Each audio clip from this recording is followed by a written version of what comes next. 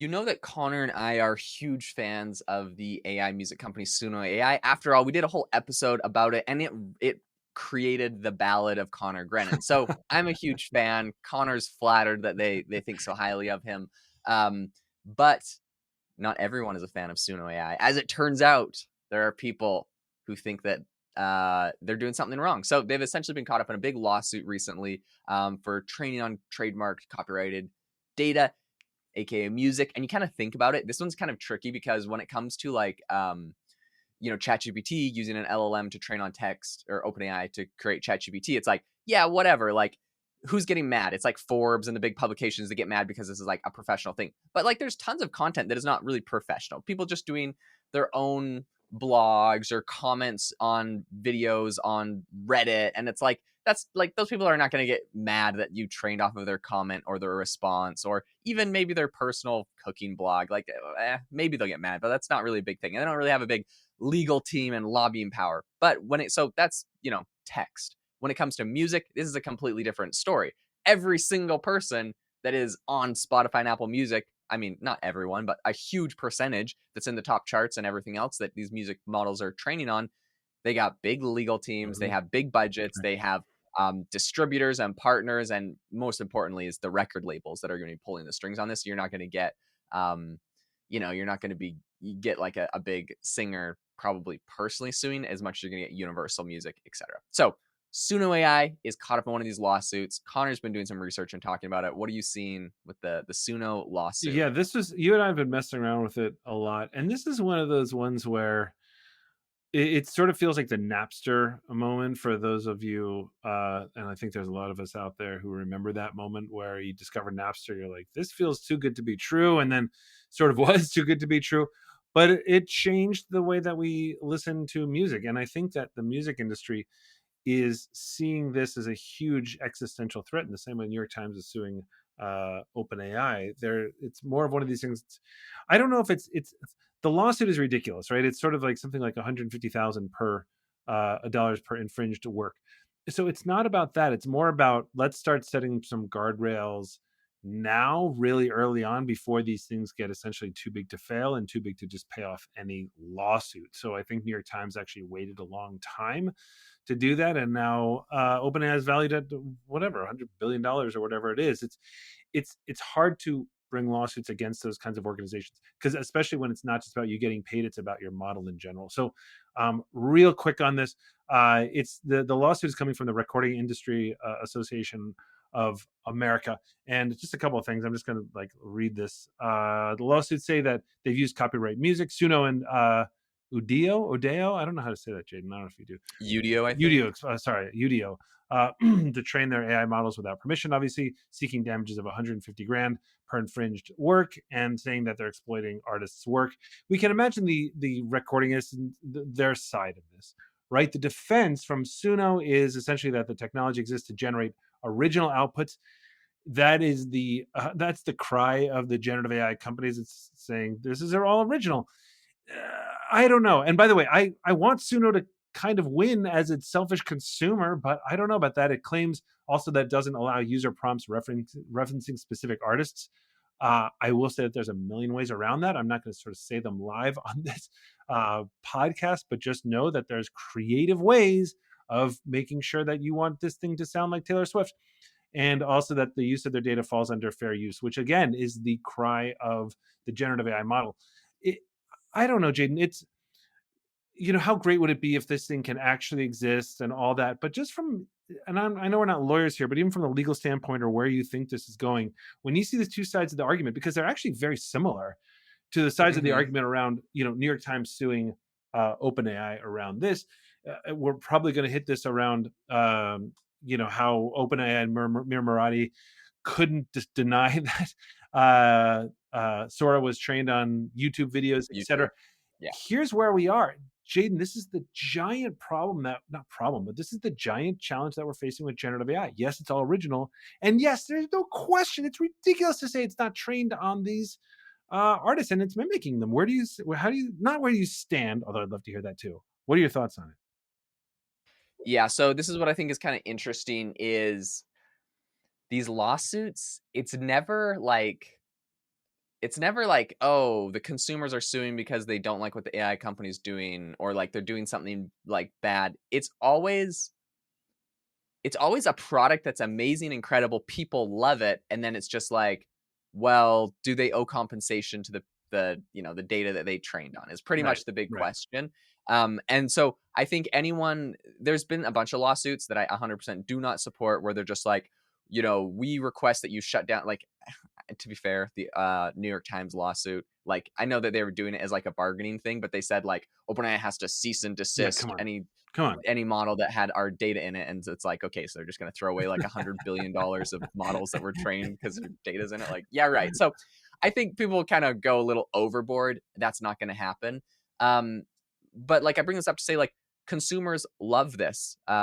Musicians actually love this. It's not musicians that are complaining. It's just people that are essentially want, some extra compensation. So I saw recently a really interesting post. This wasn't super viral or anything, but it was by a music teacher talking about this whole Hmm. lawsuit, and his perspective was just so fascinating to me. I thought I'd read part of it. He said it's Loudon Stearns, and he's at Loudon Stearns on X. But he said there's a balance between supporting the legacy rights of copyright holders and providing new artistic tools for the next generation of artists. The students in my classes are excited to use these tools to make their original artwork. The lawsuit seems to approach training models using a vast amount of data the same way as we treat copying/sampling individual songs. I support artist copyright protections, particularly living ones, but the argument that training a model is the same as copying and reusing fails for me. So I think this is really interesting. I think he's got a good point here, where this lawsuit really does say, like, it makes it seem like they want compensation in the same way that if I use a sample from a song, or if I do like a cover, I got to pay the original artist. And I think those royalty numbers are ridiculous, and it's not going to happen, because at the end of the day, like, the amount of data that one song in a model is going to impact your output that you generate, it's so minuscule. It's not going to be this big output. So like, why would I have to pay the original artist, 7% of my royalties of my song because it was included, And this is kind of the standard. I think it's actually, it's not 17 cents. I think it's 14 cents on the dollar, if I remember correctly. When I used to do music licensing, I would pay to get people to do covers, and I believe it was 14 cents on the dollar that I would pay as licensing for cover music that we did, which honestly it's not that bad. Like, anyways, but they're definitely still getting paid, and you do the work of promoting it. So yeah. Okay, but Anyways, it's kind of interesting. so this is where I love working with Jaden on this, because he seems to, every time he brings something up, he's like, "Well, when I did that back in my youth," I mean, you would think that Jaden is an 80-year-old who, like Forrest Gump, who has survived through multiple wars and opened every business that could possibly be open. But on this, so Jaden has some experience with music licensing. His wife is on Spotify, so he knows a good amount about this. But Jaden, my question then, to play devil's advocate on this, is if the output is the same as if somebody covered the thing, right? So if I'm like, hey, I'm going to go cover Justin Timberlake and I'm going to make a song and I'm going to put it out there, and if I can get Suno to essentially say, hey, lead singer of a boy band, blah blah blah, and there's other like little hacks and things like that you can do, and I produce a song that sounds way more like Justin Timberlake than I could ever produce, the output is still the output. So how can you, like, how do you sort of like propose defending it? I mean, Okay. I know. No, yeah. I got you. I got you. So here's what I would say. And we talked about this in our last episode with 11 Labs Mm, and doing celebrity voices. And yeah. I think it is the exact same thing once you move it over to music, because essentially musicians are celebrity voices. So Hmm.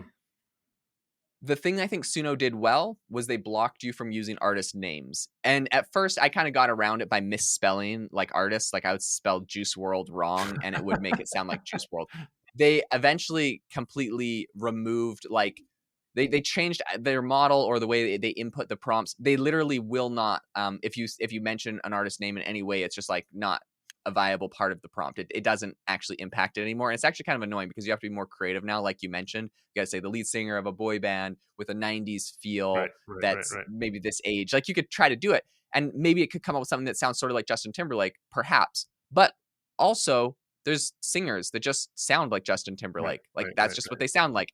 So at the end of the day, I think, if it sounds like someone, that's not even indicative of it being. It could even be trained by a lookalike artist or sound alike artist to someone else, and if it's training the model, then Justin Timberlake needs like a royalty. Like, I don't think so. So I think they've actually done a good job where it doesn't really clone people's voices anymore. And it's coming up with fairly unique-ish synthetic voices. Uh, So yeah, Oh my no, gosh, I wait a think minute. it's fine. You've opened this up now. Okay, now I'm actually coming back to your side on this. Because imagine just like the hypothetical. Think of two artists that you can barely tell apart. So for me, my generation was not my generation, but like sort of Seattle grunge, right? I mean, it's that sort of. There are a lot of bands that all sound, or all ripping off Nirvana, or a bunch of Mhm. bands that all kind of sound like Nickelback, or Nickelback sounds like them, or whatever.